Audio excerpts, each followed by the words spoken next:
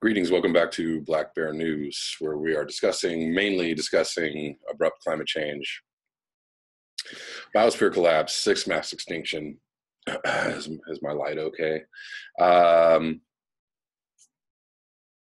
Obviously, the big news from last night and into today is that we launched some airstrikes against Syria. That's big sandbox news. After, I don't know, this is just a mess. And, the more time goes on, the more Trump proves to be, just like any other president, if not, much, much worse on many levels.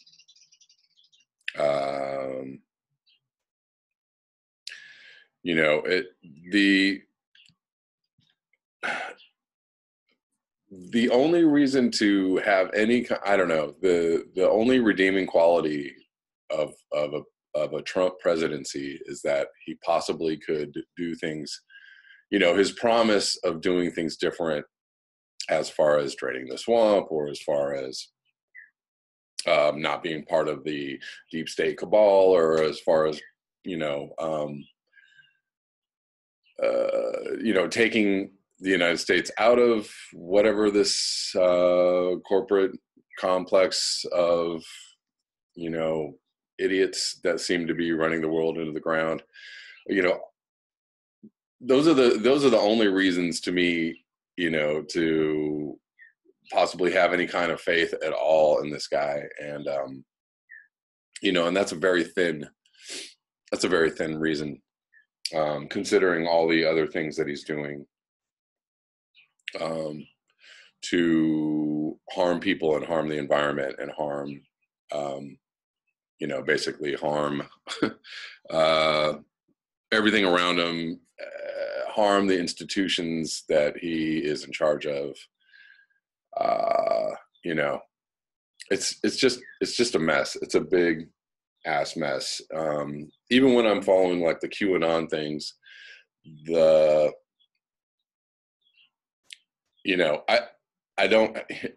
definitely take a lot of that information with a grain of salt, but the only thing that really makes that redeemable, that whole whatever operation that is that they're trying to do, the only thing that makes it redeemable is that, that on some level, Trump is taking us out of this militaristic, military industrial complex mode. And it just doesn't seem to be looking like any of that is happening. But, people keep on believing what they want to believe. Hopefully this doesn't lead to, an escalation. We struck Syria last year, right at the same time, around the same, almost to the week of 2017, we struck Syria after the same thing, some bogus chemical attack, blah, blah, blah.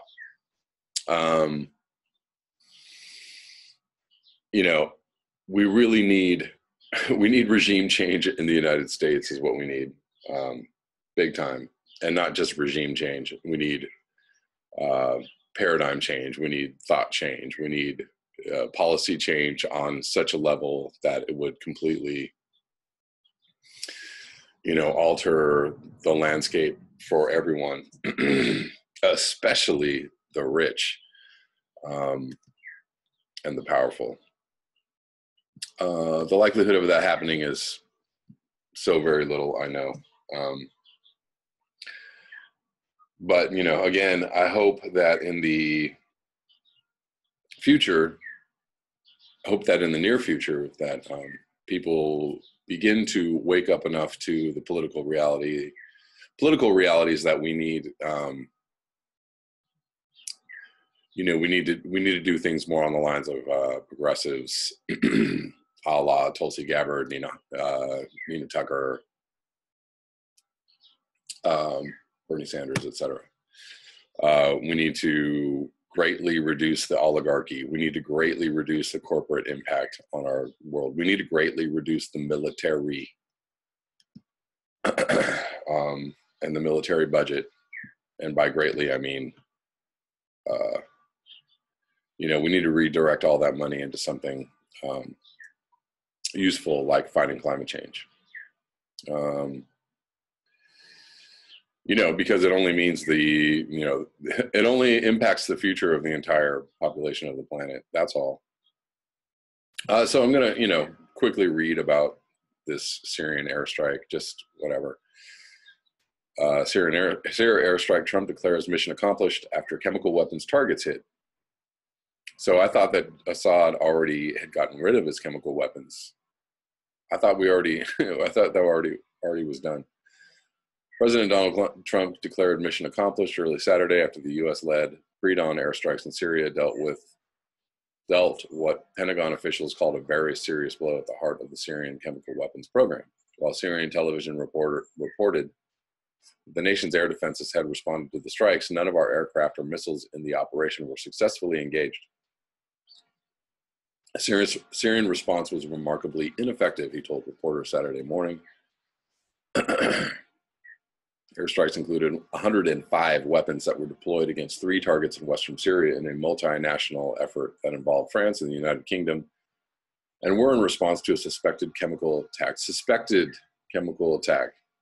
So they haven't even verified really anything about that. But, go ahead, drop some bombs. Pentagon officials said 76 missiles were fired at Syrian Research and Development Center in Greater Damascus, while 22 targeted a storage facility and 7 were aimed at a chemical weapons bunker, both west of the city of Homs. The missiles struck at 4 a.m. local time Saturday, according to the Pentagon. The 3 facilities are, or more appropriately now, were fundamental components of the regime's chemical weapons infrastructure. I'd use 3 words to describe this operation: precise, overwhelming, and effective. Et cetera, et cetera, et cetera. Okay. Both Russia and Iran condemned the airstrikes, with Russian military officials claiming Saturday that the Syrian military had shot down more than 70 missiles. While the Pentagon acknowledged that the Syrian military fired more than 40 surface-to-air missiles, McKenzie said most of the missiles were launched after the U.S. led the strike.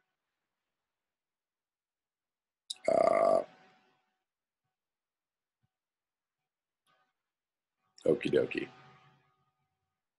I personally still believe that the chemical weapons attack is not true. That it was false, fake, fraudulent. And, it's just a very convenient thing to have happen, right after Trump says we're going to pull out of Syria. That doesn't make any sense. If you think you're winning a war, you don't do something to, do something, to instigate more retaliation. If somebody's saying, okay, see you later, we're good, you don't go, oh, and furthermore, let me just, kick you in the back of the, neck. It doesn't make sense on any level, but that's just me.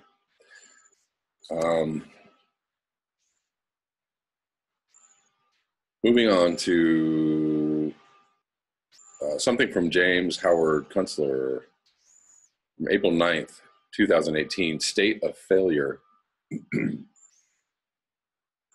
This is part of the Clusterfuck Nation series. I guess he does this on Mondays and Fridays. Beirut, Lebanon. Days after President Trump said he wanted to pull the United States out of Syria, Syrian forces hit a suburb of Damascus with bombs that rescue workers said unleashed toxic gas. Fool me once, shame on you. Fool me twice, shame on me, the old saying goes. So tread carefully through the minefields of propaganda laid for the credulous in such low organs as the New York Times There are excellent reasons to suppose that the American deep state wishes strenuously to keep meddling all around the Middle East. The record so far shows that the blunt instruments of U.S. strategic policy produce a consistent result: failed states. Syria was well on its way to that sorry condition, prompted by an inflow of jihadi maniacs fleeing our previous nation-unbuilding experiment in Iraq. When the Russians stepped in with an errantly contrary idea to support the Syrian government. Of course, the Russians had ulterior motives: a naval base on the Mediterranean, expanded influence in the region, and a Gazprom concession to develop and manage large natural gas fields near the Syrian city of Homs for export to Europe. The latter would have competed with America's client state, Qatar, leading gas exporter to Europe. Both the U.S. objected to supporting the government of Bashar al-Assad, as it had previously with Saddam Hussein and Muammar Gaddafi, as well as Russians' presence there in the first place. So, the U.S. cultivated anti-government forces in the Syrian civil war, a hodgepodge of Islamic psychopaths, variously known as ISIS, Daesh, Al-Qaeda, Al-Nusra, Ansar al-Din, Jaish al-Sunna, Nur al-Din, al-Zenki, and what have you. As it happened, U.S. policy in Syria after 2013 became an exercise in waffling. It was clear that our support for the forces of jihad against Assad was turning major Syrian cities into rubble fields, with masses of civilians caught in the middle and ground up like so much dog food. President Barack Obama famously drew a line in the sand on the use of chemical weapons. It was well known that the Syrian army had stockpiles of chemical poisons, but the U.S. also knew that our jihadi consorts had plenty of their own. Incidents of chemical atrocities were carried out by somebody who was never altogether clear or proven, and Mr. Obama's line in the sand disappeared under dust storms of equivocation. Finally, a joint mission of the United Nations Human Rights Commission, UNHRC, and the Organization for the Prohibition of Chemical Weapons was called in to supervise the destruction of the Syrian government's chemical weapons and certified it as accomplished in late 2014. Yet, poison gas incidents continued, most notoriously in 2017 when President Donald Trump responded to one with a sortie of cruise missiles against a vacant Syrian government airfield. And now another incident in the Damascus suburb of Douma has provoked Mr. Trump to tweet-storm threats of retaliatory violence just days after he proposed a swift withdrawal from that vexing corner of the world. Surely by now the American public has developed some immunity to claims of nefarious doings in foreign lands, weapons of mass destruction and all. The operative sentence in that New York Times report is, Syrian forces hit a suburb of Damascus with bombs that rescue workers said unleashed toxic gas. Yeah, well, how clear is it that the toxic gas was contained in the bombs? Or rather, the bombs dropped by the Syrian military blew up a chemical weapons depot controlled by anti-government jihadis. Does that hodgepodge of maniacs show any respect for the UN or the Geneva Convention or any other agency of international law? Excuse me. As in many previous such incidents, we don't know who was responsible, though there is plenty of reason to believe that the parties within the U.S. establishment are against Mr. Trump's idea of getting the hell out of the place and might cook up a convenient reason to prevent it. Ding, ding, ding. Lastly, how is it in Bashar al-Assad's interest to provoke a fresh international uproar against him and his regime? I'd say not in the least, not the least in his interest. Excuse me, since he is on the verge of putting an end to the awful conflict. He may not be a model of rectitude by Western standards, but he's not a mental defective, and he has very able Russian support advising him in what has been so far a long and difficult effort to prevent his state from failing or being failed for him. Excellent article by James Howard Kunstler. Yes, and furthermore, all of the media, creating such a situation of like, oh my God, we must do something. I don't think that Trump's actions in this case are any different. They're not good. They're not helpful. They're definitely lead to the escalation of the war situation there. This is not the response that a lot of people wished him to take. At the same time, though, you have Nikki Haley of the UN, and you have, you know, just every single media outlet screaming that we must do something. This is crazy. You know, so you kind of put Trump in a place of having to do something, and he's just not he's not the let me say some pretty words and you know, maybe or maybe not, maybe we will do something like an airstrike. You know, there were plenty of airstrikes under our previous president for various reasons, and a lot of cases for the same reasons.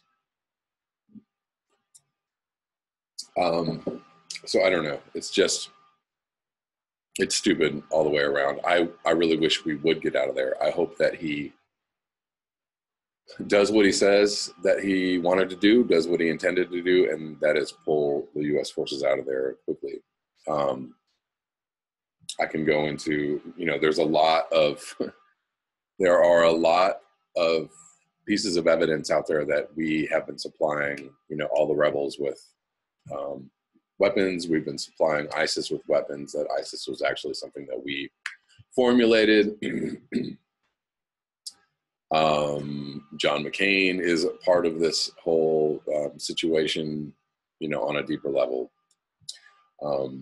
If I had more time to do videos, if I had time to do 2 or 3 videos a day, I would really go into some depth as far as the mess in the Middle East. But that is not what I have time for, and that's not what this channel is necessarily focused on. Although the threat of,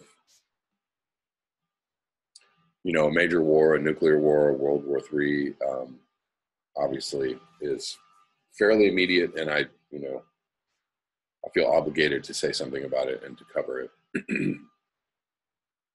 Because we got to make it through that, you know, we got to make it past that if we're going to have a chance at stopping the tide, turning the tide on climate change, if there's any tide to be turned. Which brings me to another point. Somebody in the comments, I don't always get to respond to the comments, but I see a lot of the comments because they come up on my phone. And somebody commented, I think somebody commented on a video in which I was saying that I thought maybe I was losing viewers because I was talking about political stuff. And she said something about maybe you're losing viewers because you're talking about opium or, you know, fighting climate change. Again, I'm going to reiterate that I think that trying to do something about climate change or abrupt climate change or the destruction of the planet on an ecological level, I think that that is a worthy and noble cause, regardless of how dire the situation is. That's just my, you know, I'm fully aware. I think that opium in itself is, you know, I don't think it's a bad thing as long as it's based in reality. As long as it's based in the reality of the science and the reality of the situation. And obviously the reality of the situation is that there's probably not much that we can do. There's probably not much that we can turn around. There's probably very little, if any, if zero chance that we can stop our own destruction.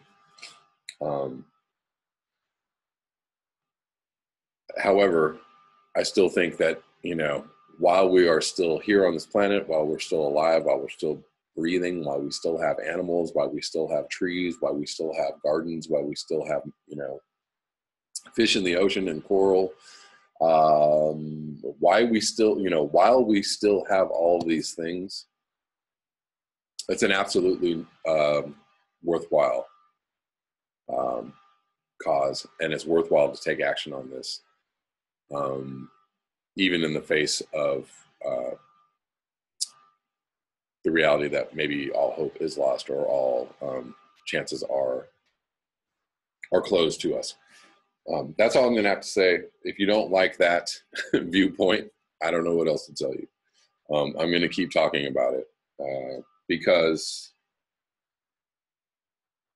you know, I just don't see the, fundamentally, I don't see the helpfulness of just sitting around and saying, like, that's it, it's over, we're done, you know, like, you know, this is where we are, and like, can't wait till humans are destroyed, and can't wait until everything is dead, you know, like, that just doesn't, it doesn't resonate with me on any level. I'm sorry, that viewpoint, you know, and plenty of people express that viewpoint on this channel, and I'm fine with that. That's your viewpoint. I don't find that helpful, but I'm not going to delegitimize your viewpoint.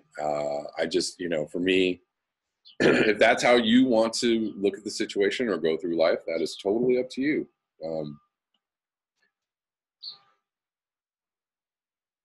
I happen to think while we have a couple, you know, while we have a couple of months or years or whatever it is, that we should do with that time something constructive. That's all. Then let us move on to this climate change news. So everybody, I think, has been, I was sent quite a few articles on the Gulf Stream slowing down, being 15%. 15% less at strength in the last, I don't know, 100 years or 50 years. Here's a good article from The Guardian. Avoid Gulf Stream disruption at all costs, scientists warn. How close is the world to, how close the world is to catastrophic collapse of giant ocean currents is unknown, making halting global warming more critical than ever, scientists say. Serious disruption of the Gulf Stream ocean currents that are crucial in controlling global climate must be avoided at all costs, senior scientists have warned. The alert follows the revelation this week that the system is at its weakest ever reported. Past collapses of the giant network have seen some of the most extreme impacts in climate history.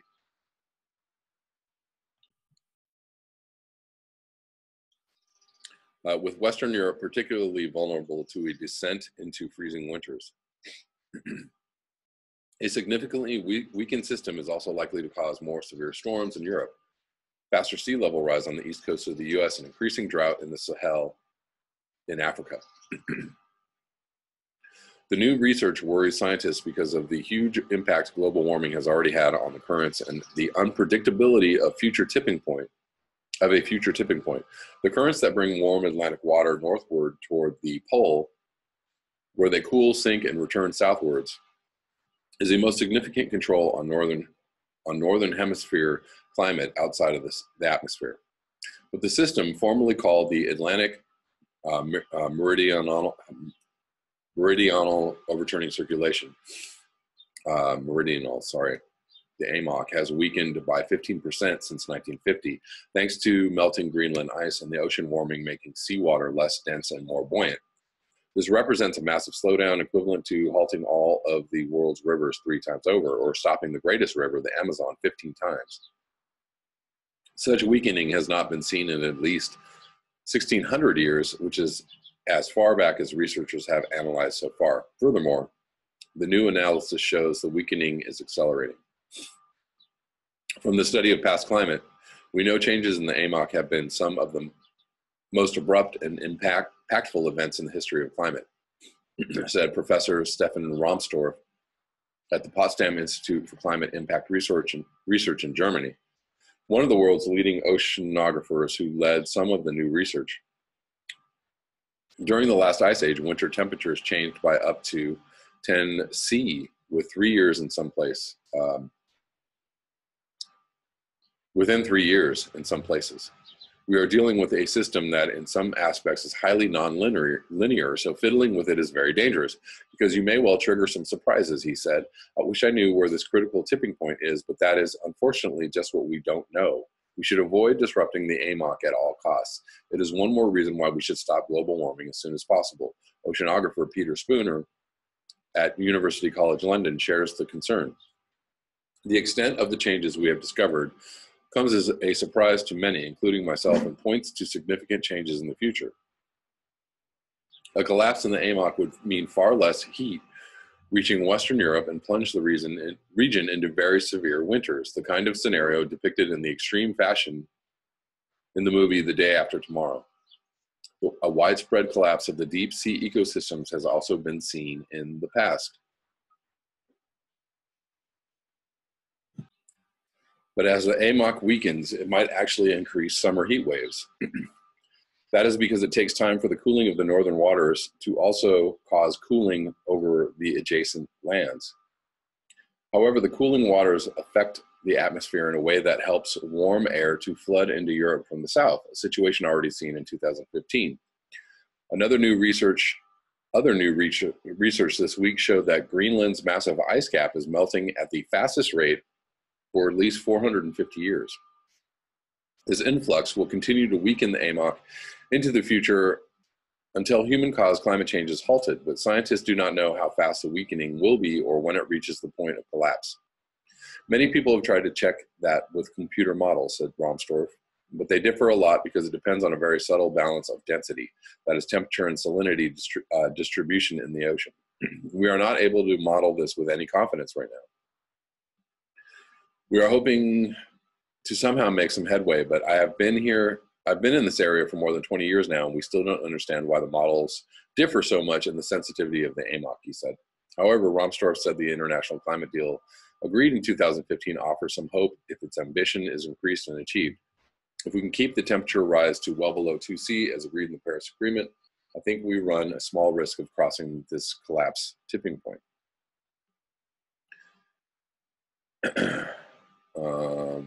Yeah, indeed. So we don't. This is one of the reasons why I espouse taking action on climate change, because we don't know how.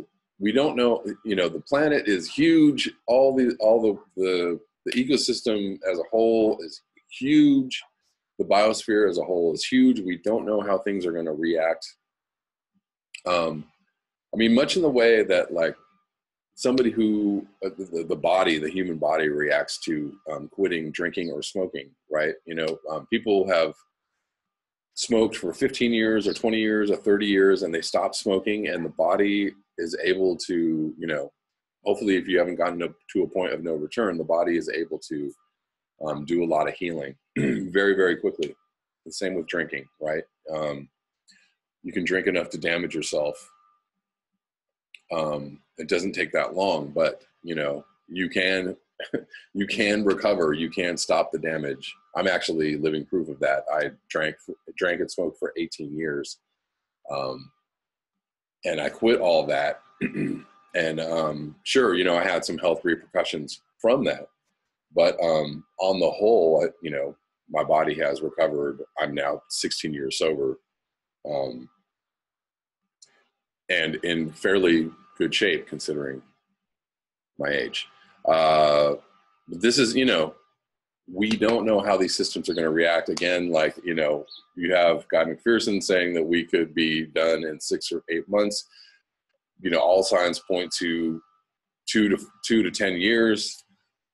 But at the same time, we don't know how positive feedbacks and negative feedbacks are going to,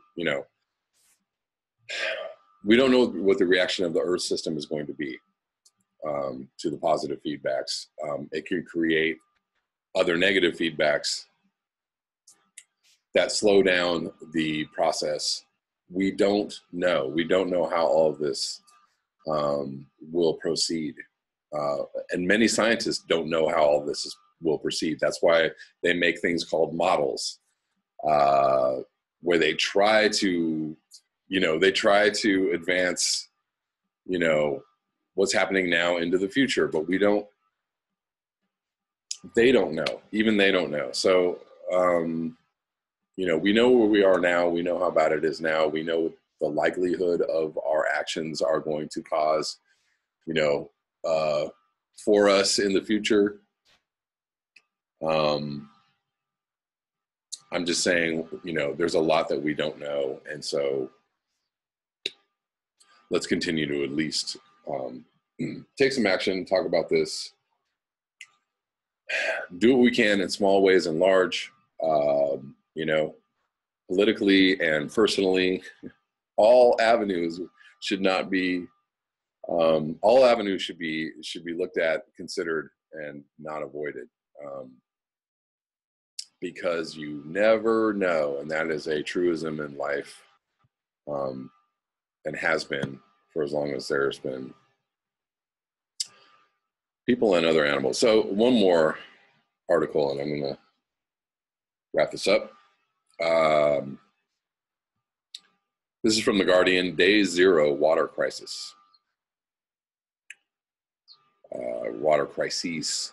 Spain, Morocco, India, and Iraq at risk as reservoirs shrink. A new early warning satellite system reveals countries where shrinking reservoirs could lead to the taps completely drying up. Shrinking reservoirs in Morocco, India, Iraq, and Spain could spark the next Day Zero water crisis, according to the developers of a satellite early warning system for the world's 500,000 dams.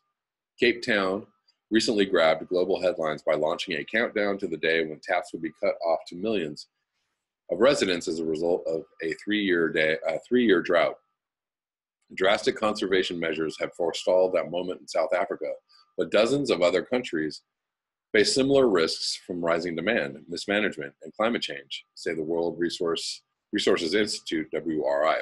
The US-based environmental organization is working with Deltairs, the Dutch government, and other partners to build a water and security early warning system that aims to anticipate social instability, economic damage, and cross-border migration. A prototype is due to be rolled out later this year, but a snapshot was unveiled on Wednesday that highlighted 4 of the worst affected dams and the potential knock-on risks. The starkest decline is that of Morocco's second largest reservoir, Al Masira, which has shrunk by 60% in 3 years due to recurring drought, expanding irrigation, and the increasing thirst of neighboring cities such as Casablanca. Despite recent rains, the WRI said water was now at the lowest level in a decade. The last time the dam was so depleted, grain production fell by half, and more than 700,000 people were affected, it said. Pressure on this water source will grow later this year when a new water transfer project links it to the city of Marrakech. In Iraq, the Mosul Dam has seen a more protracted decline, but it is also now down 60% from its peak in the 1990s as a result of low rainfall and competing demand from Turkish hydropower projects upstream on the Tigris and Euphrates. As in Syria, and increasingly also in Iraq, water stress has added to conflict and been a driver for relocations of people from the countryside. Also, a little talked about reason for what's going on in Syria. Tensions have also been apparent in India and Syria and Iraq. Apparent in India over the water allocations for two reservoirs conducted by the Narmada River. Poor rains last year left the upstream Indira Sagar Dam a third below its seasonal average.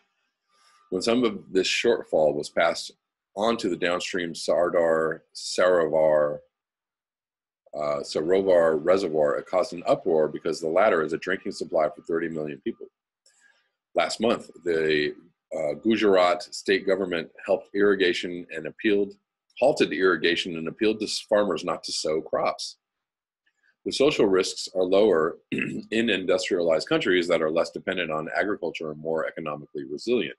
Spain has suffered a severe drought that has contributed to 60% shrinking of the surface area of the Buendia Dam over the last 5 years. This has hit hydropower generation and pushed up electricity prices, but the agricultural knock-on effects are limited by the relatively small -3% contribution of farming to the nation's GDP. All 4 dams are in the mid-latitudes, the geographic bands on either side of the tropics, where climate change is expected to make droughts more frequent and protracted. As more reservoirs are scanned in the coming months and years, the WRI expects more cases to emerge. These 4 could be a harbinger of things to come, said Charles Iceland of the WRI. There are lots of potential Cape Towns in the making. Things will only get worse globally as water demands increase and the effects of climate change begin to be felt. Gennady Donchits, senior researcher for Delta, said the reservoir monitoring service will steadily grow in size as information is added from NASA and European Space Agency satellites that provide resolutions of between 10 and 30 meters on a daily basis. The petabytes of data are analyzed using Google Earth Engine and algorithms to compensate for periods where parts of the service area are covered by cloud. All right. Not good news.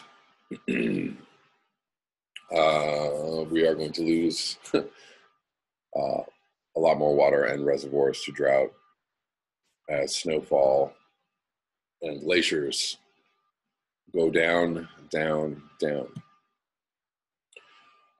That's all I have for you today. Thank you so much for your eyes, your ears, and your conscience.